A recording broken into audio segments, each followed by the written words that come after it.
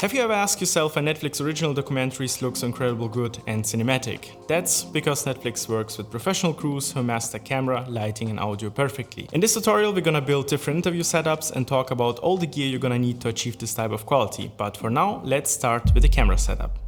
As my main camera, I'm gonna use my Sony FX6, which is also Netflix certified, but you can also use any other camera if you have a good lens. If I'm filming interviews, I always like to use my 50mm lens to make the person look good and most natural. To make sure I have enough battery runtime, I like to use the new VB212 battery from SmallRig. This battery can run my camera for a very long time, even if I'm using different accessories like the monitor, wireless video or any other devices. For the audio, I'm using the Sennheiser MK600 mic, which sounds very clear and professional as you can hear at the moment.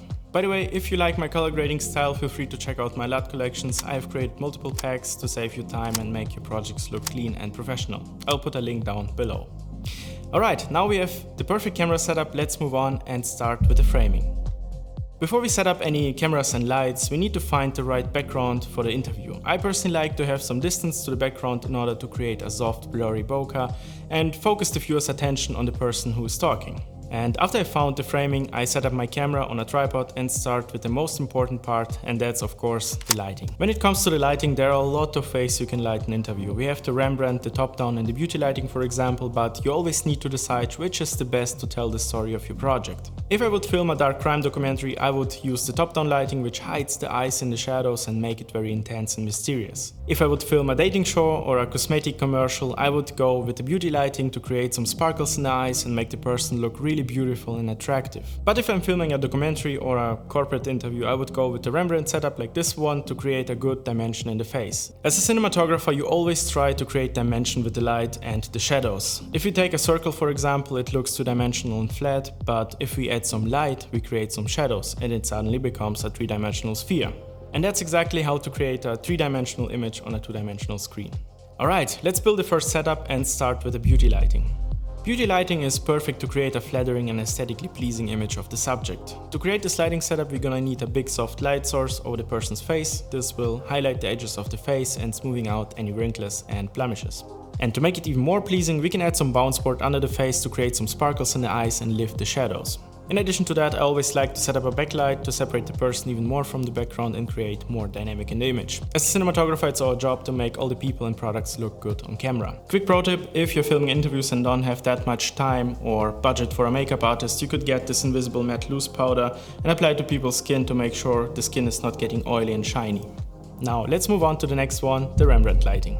The Rembrandt lighting is named after a famous Dutch painter who used this lighting technique to paint his famous portraits. To achieve this lighting style, we're gonna need a light source for around 45 degrees to the subject, which creates this triangle under the eye and adds some dimension to the face. If you work in a bright environment, you can add some negative fill and create some contrast between the dark and the bright side, but if you work in a dark environment, you can also add some bounce board like this one and reduce the contrast on your face. Yeah. By the way, pretty simple, it's only I got this from my gaffer. I love this thing and it was very small and portable and I was like, can I have that? And he's like, oh, I just built it. And yeah, now I have it. By the way, if you're working with a setup, place the camera on the dark side of your face, like my B camera. This technique is called the short lighting, which creates more dynamic and visual interest than the bright side. This is my go-to setup which I use for all my corporate interviews. It's very easy to set up and looks very professional. Now let's move on to the next one and build the final set, the top-down lighting.